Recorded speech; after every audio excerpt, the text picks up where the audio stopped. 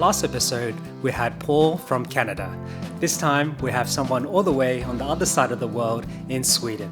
So please welcome Jonas. Hi, Jonas. Thank you for joining us today. Can you tell us which area and which part of the world you're at?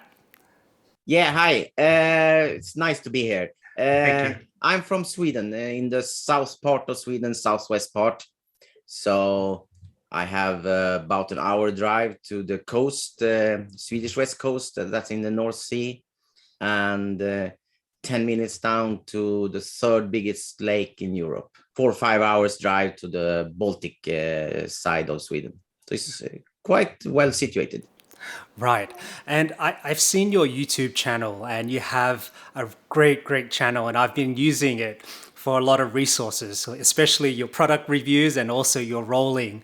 So I want to ask you, what was your first memory of being on a kayak? Well, it's quite a long answer, really. I'm raised in the Swedish countryside, and just where I live, there are a lot of small lakes, thousands and thousands of lakes and small lake systems. So I was raised with an open canoe. I used an open canoe since I was 11, 12 years old. And when I was 40, I got some extra money from selling some stock shares. And I used those money for buying my first kayak. I've never been in a kayak before. I've just read some kayak magazines. And I thought that would be cool to test. And this was 22 years ago. I bought the first one. I took it with me home without ever sitting in it. And the first time I tried it, I tipped over after just a few minutes. I lost my glasses. Oh, really? Took 20 minutes to find them again. And I thought, oh, it's going to be this way. But I persisted and, well. Well, going on that, what made you decide to buy a kayak if your past experiences were all canoes? I wanted to find something new. And the kayaking had really started to pick up at that time here in Scandinavia. And before, the kayaks were quite big. Those you could buy here, they were big and a little bit heavy. And now you can finally find plastic kayaks, not too expensive. Yeah, it was just about time. I finished my work at sea a couple of years before. So I was home more often, and I needed a kind of a new hobby. I see. And from your YouTube channel, I've seen you own multiple kayaks. And you said, I think the latest one where you said you can never have enough kayaks, or you have 4 or more kayaks. I can't remember properly. Yeah. So Yeah. which one is your favorite one? It's my Anasakuta, without doubt. It's a Valley Anasakuta. It's a very, very classical kayak.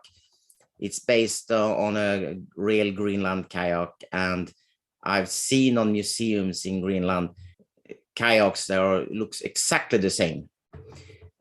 Just a little bit smaller because the Greenlanders are not so tall.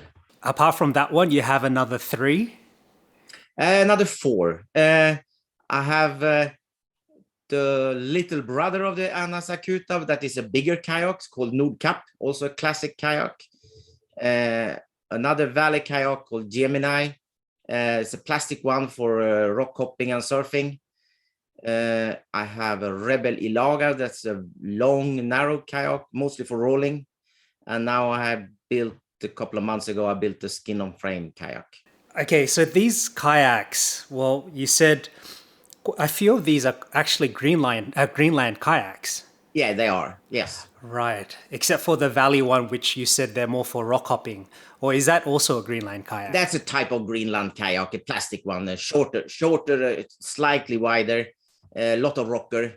You can have it for longer trips. I have a daughter that loves it, and she's been with me for 2-week trips with that one. I see. And with these Greenland kayaks, did you always start using Greenland paddles, or is that later down the No. track? Yeah. That was maybe 10 years ago. I started with the Greenland paddle. I didn't really like it at first, but then I made my own paddle just for fun, and started using that. And it just took a week or so, and I thought, this is it. This is the thing. And but I still use Euro paddles now and then, especially when surfing. You get a little bit more stability when you're surfing with a Euro paddle. Actually, I want to talk to you a bit about the paddles that you use. You use the Gear Lab Outdoors paddle. You have your own made Yes, one. You have yeah, the Graham kayak. exactly. So, are there any other ones that you use? No, these are the ones. Now I use mostly my Gram kayak paddle. It's very light. I use the Gear Lab paddles a little bit more in the winter because they are with the exchangeable tips. They are a little bit stronger with the plastic tips when I go through the ice and I have to hack myself through the ice. I've seen your videos. You're using it like like an axe. Yes, exactly. The Gram paddles are great because it's a three-piece paddle and it's easy to have with you when you're traveling and flying. Recently, I've been looking at your YouTube channel quite a lot, and one actually keeps popping up on my browse page, and it's called Tsunami. And I just checked it out about 30 minutes ago, and it has 8.8 million views, and that's performing so well. So can you tell us a bit more about that trip? And did you expect the amount of views that you got? Oh no, this is crazy. That was 2016. It was the second time I was in Alaska for kayaking. I was with an organization called NOLS, or National Outdoor Leadership School. So it's a sea kayaking and leadership course. To be honest, I was a bit overqualified. I already been on one of those courses before. I was already then a kayak instructor, but it was a great way to get out in the Alaskan wilderness. And I liked their education style. So anyway, we were camping 2 nights close to a glacier, and all the time we were 5, 6, 7 kilometers away from the glacier, and all the time we heard these cracking noises. There were sometimes coming a little bit bigger waves coming in to the shore because of the calving of the glacier. This morning, me and one of the instructors, we were ready to go out kayaking. All of us should go out kayaking a little bit closer to the glacier. But the rest of the group was a bit slow that morning. And I told my instructor that I didn't fly halfway around the world to stand on the beach waiting to go out kayaking. I want to go out now. Completely understandable. Yeah, and he agreed with me. So we went ahead up to about 3 kilometers away from the glacier. And we saw some harbor seals, and we started to take photos of them when we heard this big rumbling noise from a big calving. Then we saw these big waves coming. And well, it's filmed with a GoPro camera, and it's in a wide setting. So everything looks smaller on a GoPro camera. Understand. So it was really big waves. Well, he said it was...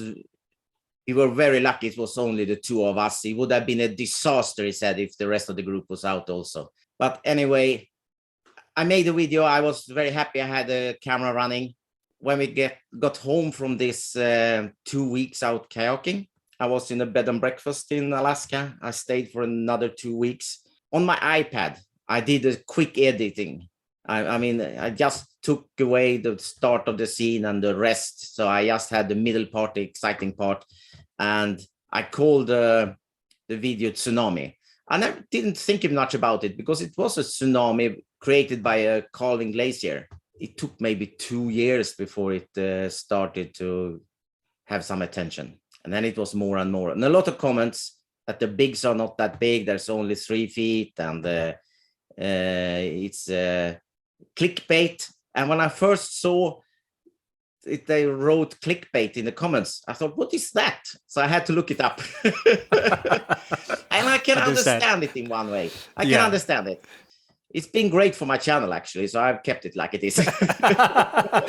But actually, you did make a follow-up video explaining that tsunami video that you posted. Yes. So there were so many comments and questions. And so I made this explanation video. And I try to answer most of the comments, and then I usually paste a link to that explanation video. So you've kayaked, okay, that was in Alaska. Yeah. And I've seen you've also kayaked in Greenland, Indonesia, and Norway. Which Yes. location is your favorite and why? Oh, it's very hard. I'm very fond of Alaska, that's for sure. But that was also my first long trip abroad. It was to Alaska. Yeah, Alaska is a big favorite. Greenland, East Greenland especially, it's very wild. You can really feel that you're far away from everything and very exposed in one way. Well, did you camp in these areas? Yeah. Okay. So in East Greenland, we actually had to go for 1 or 2 nights. We had night watch with a rifle.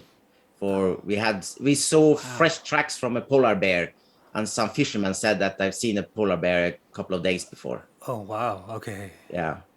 Very wild. We didn't see one. We didn't see one. I would have loved to see a polar bear, but so maybe we were lucky also. I don't know. Yeah, I mean, I would love to see it, but I don't know if I want to see it at the same time. It's kind of one of those situations. Exactly. Yeah. It's hard. Northern Norway also is fantastic, but there are more houses, more small villages. It's not as wild as Alaska or Greenland. But I would say probably Alaska is my favorite. Speaking to you earlier before, you said you are retiring soon and you're a ship's pilot. So Yes. what are your future plans with kayaking or just in general? Well, I have my own small company, the same name as my YouTube channel, All Seasons Kayaking. I hope to have more time for that. This summer and early autumn, I will join in, I think it's 5 kayak symposiums. I'm going to give some lectures, give some classes, and so. I've got a job in a cruise line on expedition ships as activity leader, and that I take out the passengers out for kayaking, hiking, and a lot of socializing with the passengers. So I maybe 2-3 times a year.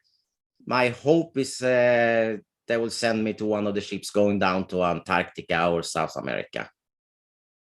Understand.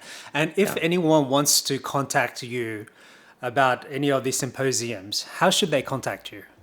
They can always contact me on Google, on All Seasons Kayaking.